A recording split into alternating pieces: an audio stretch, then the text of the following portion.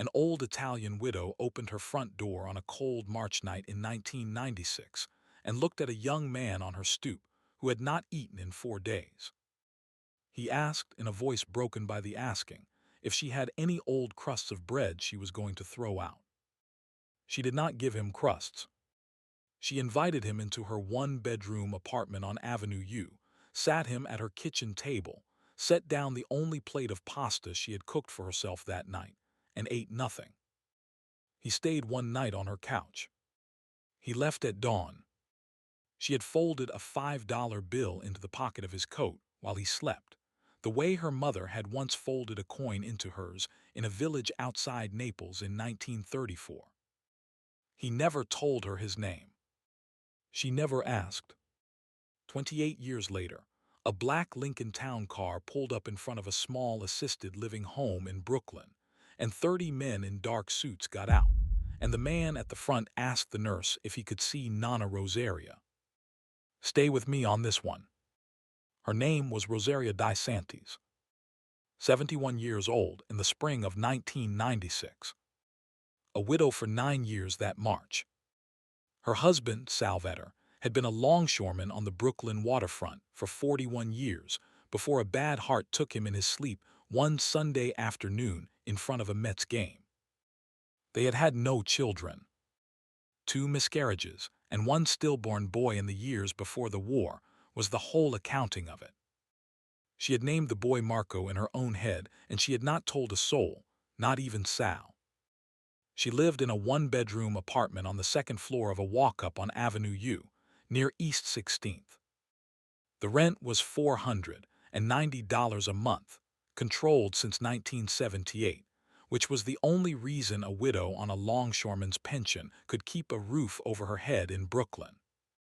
The kitchen was the size of a closet. The living room had a couch with a doily on the back, a television set with rabbit ears, and a small framed photograph of Sal on his wedding day in 1948, looking like a man who had no idea what was coming. Rosaria cooked every night the way her mother had taught her in the village of Avellino, slow and quiet, with her hands and not the clock. She made pasta from scratch on a wooden board on the kitchen table, twice a week. She made enough for one.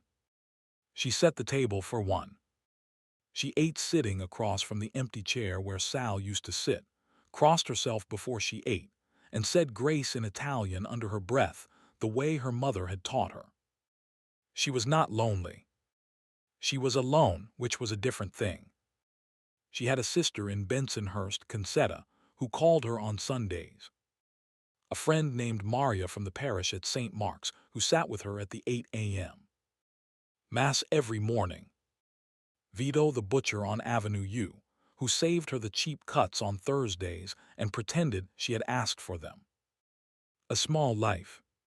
A clean life. Her mother in Avellino had said it like a commandment. You cook what you eat. You do not waste. She was carrying her mother into the kitchen the night the boy knocked on her door. It was a Tuesday in late March of 1996. Cold. The wind was finding the cracks in the windows on Avenue U.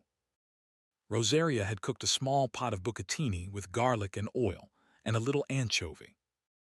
She had set the bowl on the table. She had not yet sat down. The buzzer rang.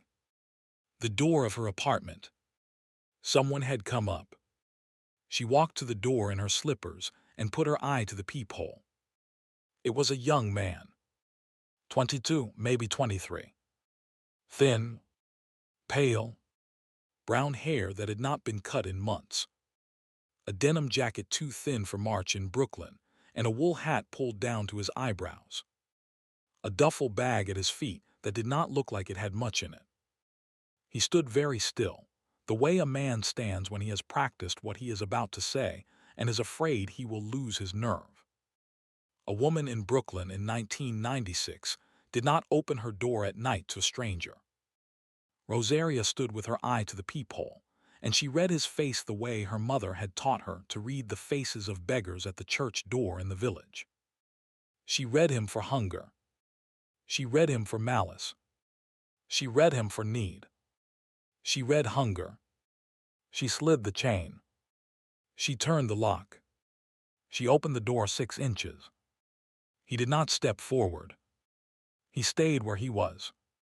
Signora, his voice was low and hoarse, a voice that had not been used in days. I am sorry to bother you. I knocked on 3 doors. Yours was the only one that did not turn the lock harder. What do you want? He looked at his hands. He looked back at her. Signora, do you have any old crusts of bread? From the loaf. The ends. If you were going to throw them out, I would take the ones you were going to throw out. He was very careful with the words. He did not say, I am hungry. He asked for what would be thrown away. How long since you ate? 4 days, Signora. She opened the door. Come. He did not move. Signora. Come. You will not stand in my hallway. The neighbors will look. You will sit at my table. He picked up the duffel bag. He stepped over the threshold the way a man steps into a church. He took the wool hat off and held it in both hands. Rosaria closed the door behind him and turned the deadbolt and walked past him into the kitchen. He stood in the doorway of the kitchen, looking at the bowl of bucatini on the table. Sit, Rosaria said. Signora, no. The bread. Just the crusts. I do not want to take. Sit down. He sat. The chair scraped. He folded his hands in his lap. Rosaria walked to the cabinet and took down a second bowl and a second fork. She set them in front of the empty chair where Sal had sat for 41 years. She picked up the bowl of bucatini she had cooked for herself and set it down in front of the boy. Eat. He looked up. Signora, this is yours. I cannot take. You will take it. I have eaten today. Concetta brought a tray. She had not had any lunch. Concetta had not been over in 3 weeks. Eat. Slow. Or you will be sick. The first food after 4 days, you eat slow. My mother taught me. He picked up the fork. His hands were shaking. He took a small bite. He chewed it for a long time. He swallowed. His eyes closed for a second, and a sound came out of him that was not a word, just a sound. The sound a man makes when he has not believed for 4 days that food was going to come, and then it has come. Rosaria sat down across from him and poured him a glass of water from the pitcher she kept on the counter. He ate slow. He took small bites. He did not look up at her for a long time. When he was almost done with the bowl, he set the fork down. Signora, what is your name? Rosaria. Rosaria DeSantis. And you? He was quiet for a long second. I cannot tell you my name, Signora. Not tonight. I am sorry. It is better for you that you do not know it. She nodded slow. She had been a longshoreman's wife for 48 years. She had heard a sentence like that one before, from men who came through her front door at midnight and ate the meatballs Sal had brought home from the social club and left before sunrise. A woman in Brooklyn did not push. Eat. He finished the bowl. He set the fork across the bowl the way his own grandmother had taught him. She could see it in the way he set it. He folded his hands. Signora, I have nowhere to sleep tonight. I have been in a doorway on Coney Island Avenue for 4 nights. The first 3 I slept. The 4th I could not. The cold went into my bones. I am not asking. I will leave. But I want to tell you. So you know what you have done. Rosaria looked at him. You will sleep on the couch. There is a blanket in the chest. I will bring you a pillow. You will leave in the morning. You will not tell anyone you were here. His eyes filled. He did not let them spill. He nodded once. Yes, Signora. She made him a cup of coffee. He drank it slow. He told her one thing. His mother had died when he was 16. His father had not been a father. He had been on his own for 6 years. He had come up to Brooklyn from a town in New Jersey looking for work, and the work had not come, and the money had run out, and the people he had thought were his people had not been his people. Nothing else. No name. No address. He helped her wash the dishes. He had been raised by a woman she could see before the woman had died. She made up the couch with a sheet and a wool blanket and a pillow from her own bed. In the morning, she said, there is bread in the box. You take what you need. There is coffee in the can. You make it. You leave when you are ready. The door locks behind you when you pull it shut. Signora, go to sleep. You are tired. Tired men do not think. You will think tomorrow. Sleep tonight. She went into her bedroom. She closed the door most of the way. She lay down on top of the bedspread in her dress because she wanted him to hear her breathing through the door. The way you do for a child. She heard him take his boots off. She heard him cry low into the pillow for about 20 minutes. She did not get up. A man crying in the dark in a stranger's living room did not need a witness. He needed to not be alone. He was 3 feet from a woman who had buried a husband and 3 babies and knew exactly how it felt to cry into a pillow at night and want to not be alone. She listened until he fell asleep. Then she got up. Quiet.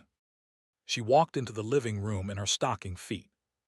He was on his side, one hand under his cheek, the way her brother had slept when they were children in Avellino. His denim jacket was hung on the back of a chair. She reached into the pocket of her own apron. She took out a $5 bill she had been saving for a mass card. She folded it once more.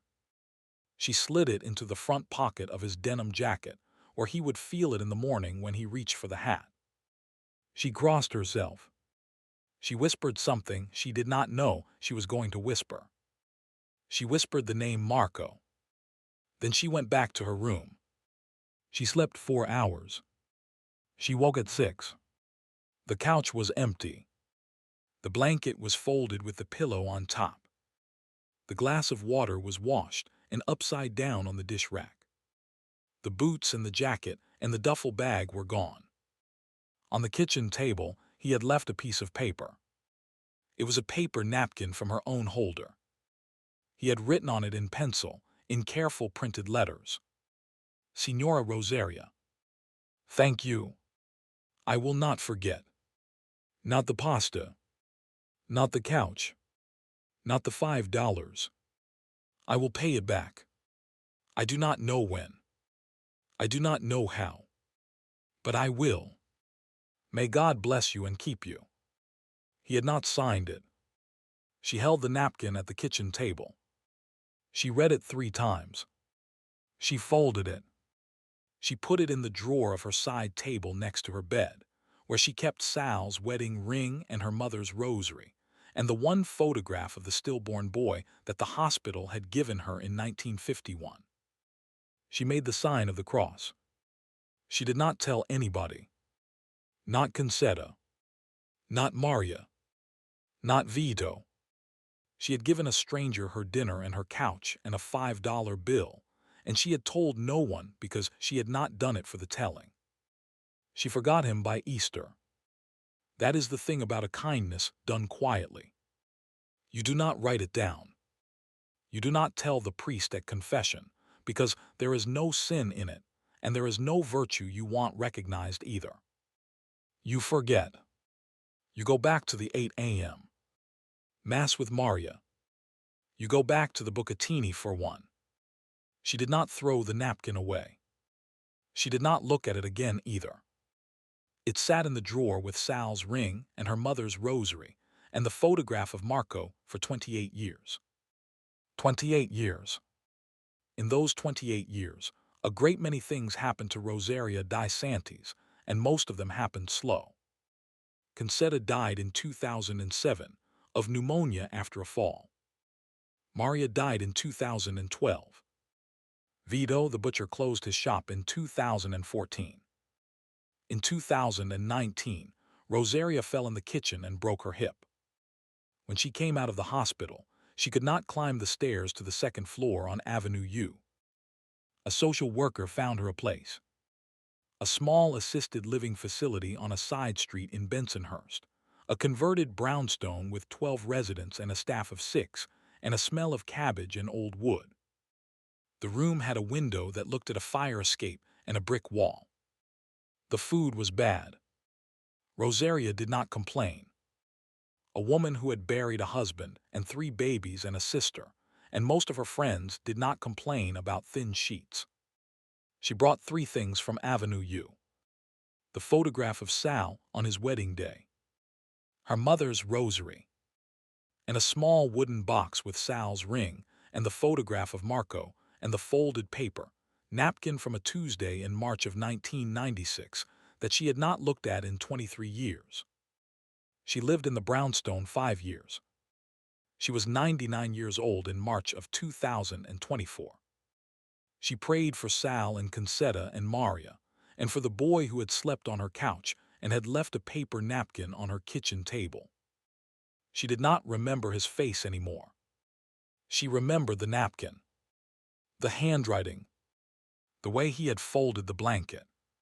In February of 2024, the residents got a letter. The brownstone had been sold. A development company was going to put up a 6-story condominium building. The residents had 90 days. The state would relocate them to a nursing home in Brentwood, Long Island. The state van would come for them in May. The young nurse who read the letter to Rosaria was named Daniela, 26 years old. From the Bronx, she loved Rosaria the way young women sometimes love old women who remind them of grandmothers they did not get to know well enough. Long Island Nana. Rosaria nodded slow. She was sitting in the chair by the window with a quilt over her knees. It is far. You will not have visitors. I cannot come, Nana. The bus is 2 hours. Rosaria patted Daniela's hand. Bambina. It is all right. I moved from Avellino in 1928. I moved from Mott Street to Avenue U in 1949. One more move. The Lord goes with us. Daniela cried a little. Rosaria did not. Rosaria had finished her crying years ago. The state van was scheduled for May 22nd. On Wednesday, March 13th of 2024, at 10:15 in the morning, a black Lincoln Town car turned onto the side street in Bensonhurst and pulled up in front of the brownstone. Behind it came a second town car. Then a third, a fourth, a black Suburban, 2 more town cars, another Suburban. The cars parked the length of the block. The drivers, in dark suits with white shirts and dark ties, got out and stood by the doors. They waited. The lead car's driver opened the back door. A man stepped out. Early 50s. Tall. Broad. A charcoal gray suit cut for him in a room with a tailor. His hair was dark with gray at the temples, combed back. He had a small scar on his left jaw and the kind of eyes that did not move fast. The doors of the other cars opened. 29 more men got out. Some were 60. Some were 30. Some had hands that had been broken and reset. They formed up on the sidewalk in 2 loose rows behind the man in the charcoal suit. Quiet, patient, hands at their sides. The man in the charcoal suit walked up the steps and pulled the front door, which was unlocked during the day. Daniela looked up from her clipboard. She saw him. She saw the men on the sidewalk through the open door. She did not stand up. She did not know to. Good morning, miss. His voice was low.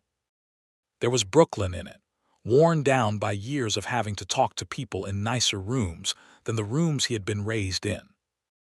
I am here to see Nana Rosaria. Rosaria DeSantis. Daniela blinked. Rosaria. Yes. Yes, of course. May I? Who should I tell her? Tell her an old friend has come to see her. Tell her a friend who slept on her couch one night in March of 1996. Daniela stared at him for 2 seconds. Then she walked down the hallway to Rosaria's room. Rosaria was in the chair by the window with the quilt over her knees. The wooden box was on her lap. She had been holding the napkin in her hand.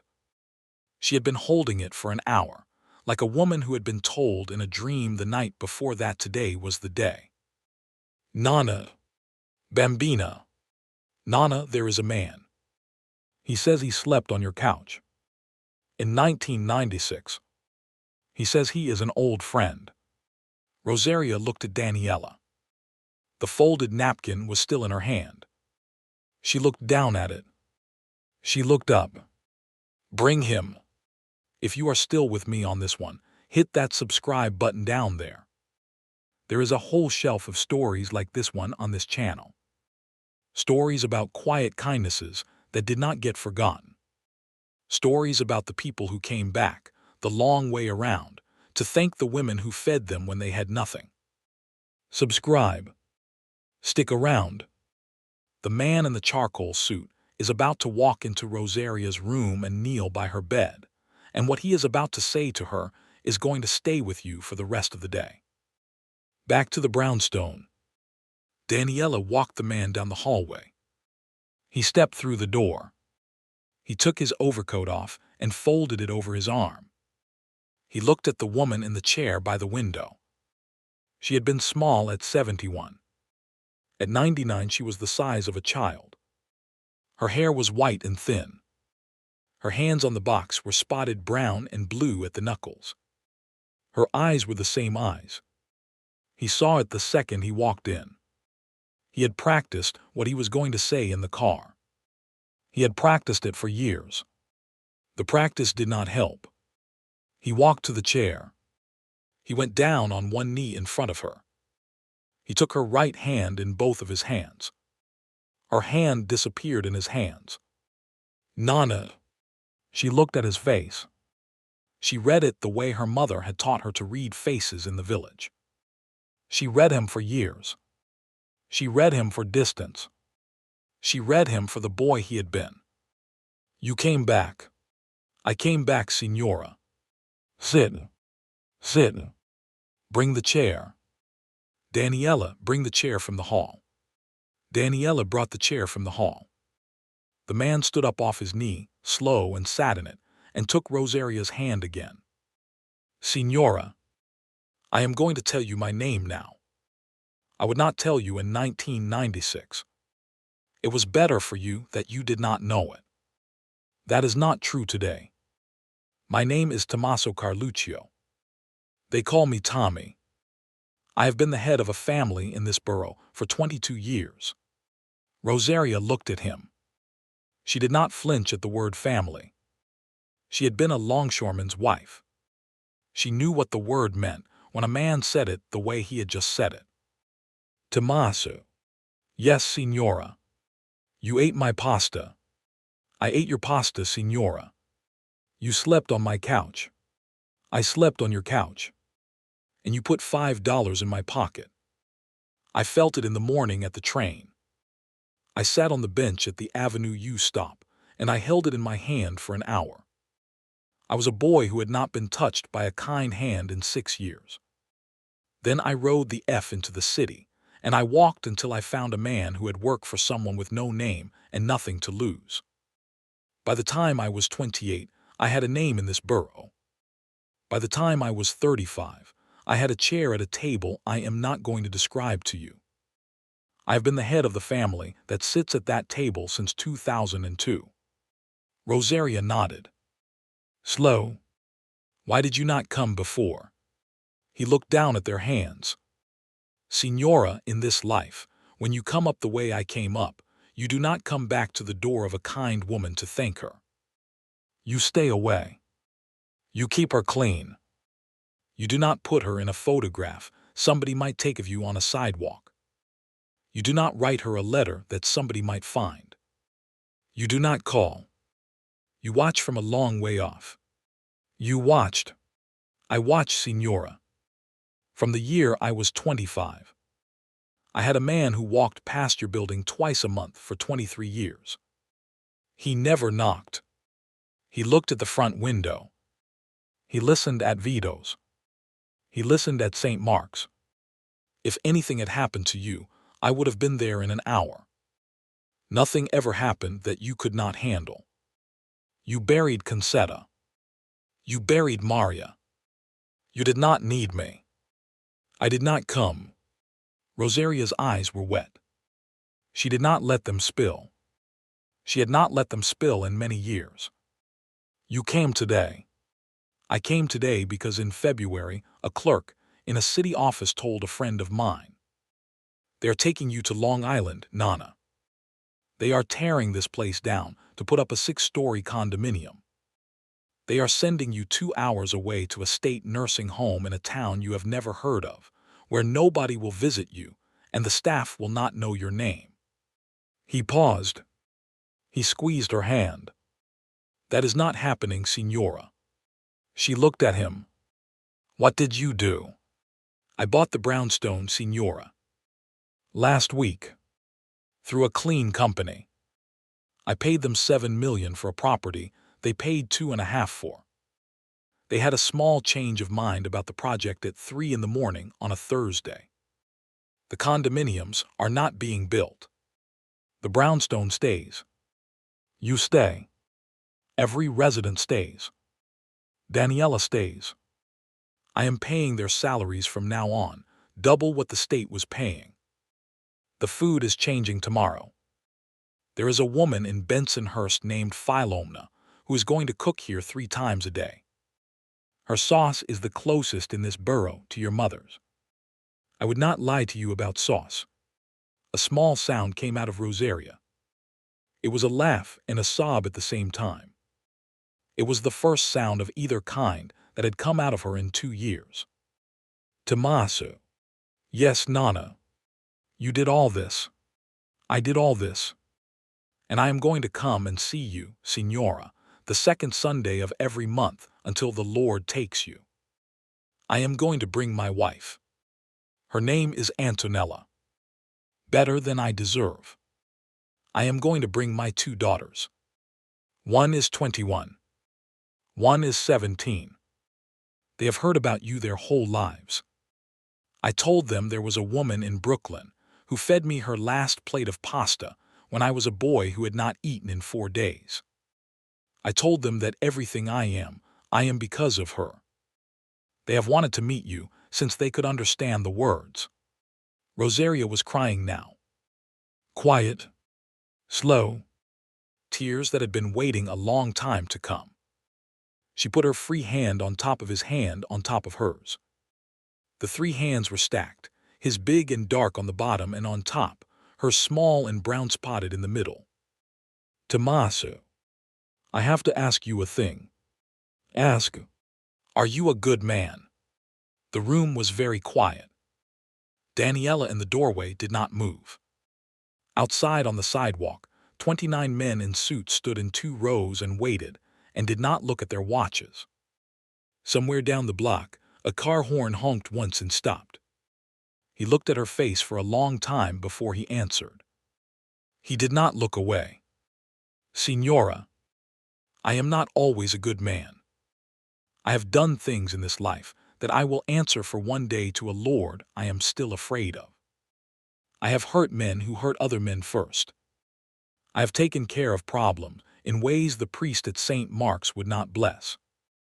I have not been to confession in 26 years. I am not going to lie to you in this room. He paused.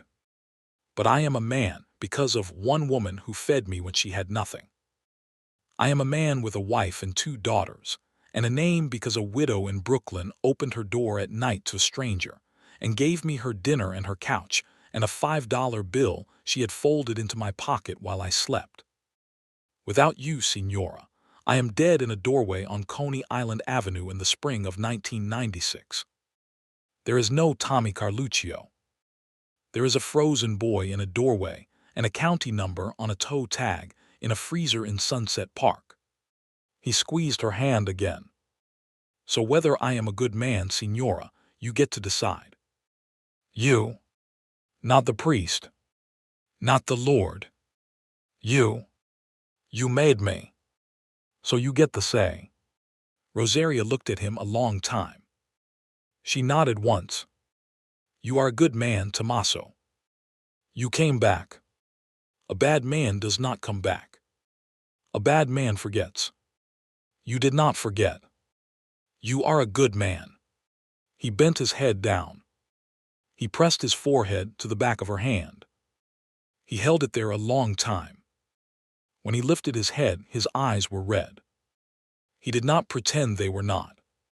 He stood up. He kissed her on the forehead. He kissed her on both cheeks the way a son kisses a mother. He stepped back. He bowed slow, the small old country bow that he had not done in front of anyone in 20 years. I will see you on the second Sunday in April, Nonna. I will be here, Tommaso. He turned. He walked to the door. Daniela stepped aside. He stopped in the doorway. He turned back. Signora. The napkin. The one I left on the table. She looked down at her hand. The napkin was still in it. I have it, Tommaso. You kept it. I kept it. He nodded. He did not say anything else. He walked down the hallway. He walked through the foyer. He walked out of the brownstone. He stopped on the top step. He looked at the men on the sidewalk.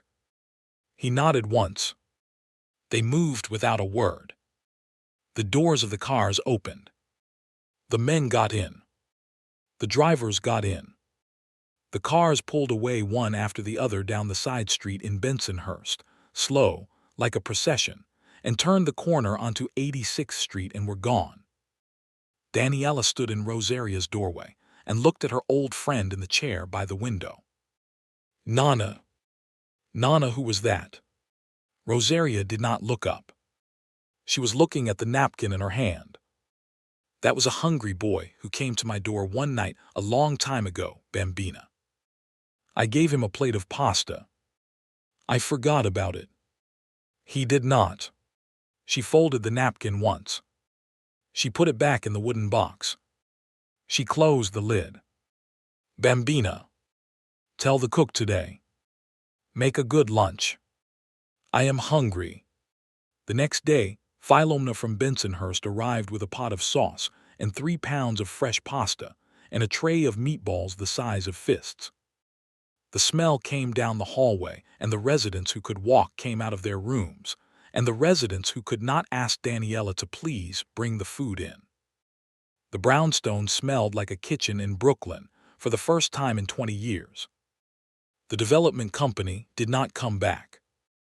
The state van that was supposed to arrive on May 22nd did not arrive because the paperwork had been quietly rescinded by a clerk in a city office who owed a small kindness to a friend of a friend.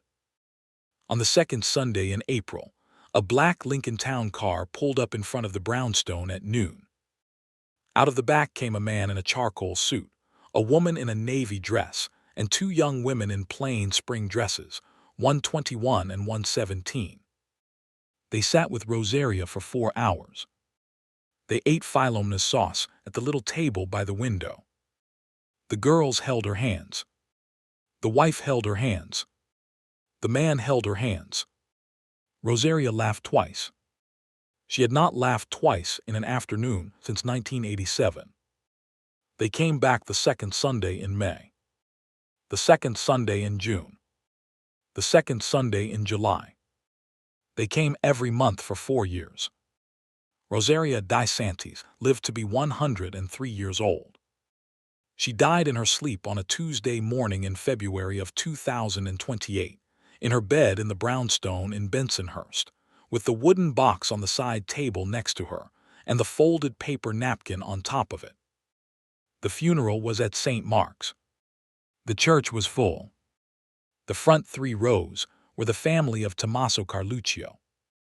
29 other men in dark suits sat in the back. He gave the eulogy. He said that this was the woman who had fed him when he had nothing, and that everything he was in this life he was because of her, and that on a cold Tuesday night in March of 1996, she had set a plate of pasta in front of a stranger and had eaten nothing, and that as long as he was breathing, every Christmas dinner of his life would have an empty chair at the table with a place set, and a bowl of bucatini in front of it, in memory of Nonna Rosaria di Santis of Avellino and Avenue U. He kept the promise. Every Christmas, until the year he himself died, the table had a chair. The chair had a place. The place had a small bowl of bucatini. The grandchildren grew up understanding that the chair was Nana's chair, and that the family had been a family because once, in a one-bedroom apartment on Avenue U, a widow with no children of her own had given her last plate of pasta to a hungry boy and had asked nothing in return. In the little wooden box that Daniela kept after Rosaria died, because Tommaso had asked her to keep it, there was Sal's wedding ring and Rosaria's mother's rosary, and the photograph of the stillborn boy named Marco from 1951, and a folded paper napkin with careful printed letters in pencil that read, "I will not forget." Not the pasta. Not the couch. Not the $5. I will pay it back. I do not know when. I do not know how. But I will. May God bless you and keep you. Some kindnesses are loud. They get plaques. They get newspaper stories. This was the other kind. The quiet kind. A plate of pasta set down in front of a stranger on a cold Tuesday night in Brooklyn in 1996 by a 71-year-old widow who did not eat that night and did not tell a soul. A folded $5 bill slid into the pocket of a denim jacket on the back of a chair in the dark. A boy who slept on a couch and folded the blanket and left a paper napkin on a kitchen table. A man who did not forget. You do not always get to see where your kindness lands. You set a plate down. You forget. You go back to making pasta for one. You go back to the slow, quiet life of a widow in a small apartment in a borough that does not stop to look at you when you pass. But sometimes, 28 years later, a black Lincoln Town car pulls up in front of your door. 30 men in dark suits step out. The man at the front of them, 50 years old now, with gray at the temples and a name in this borough, kneels at your bedside, takes your hand, and says the one sentence you have been waiting for, without knowing you were waiting since the night you fed him. I never forgot. That is the way the bread comes back, in the old country and in the new one. Slow. Quiet. The long way around. Nonna Rosaria of Avellino and Avenue, you set down a plate of pasta one night in 1996 and ate nothing. She was fed every Christmas for the rest of her life, and every Christmas for the rest of his, by a man who never forgot. The bread came home the long way. It always does.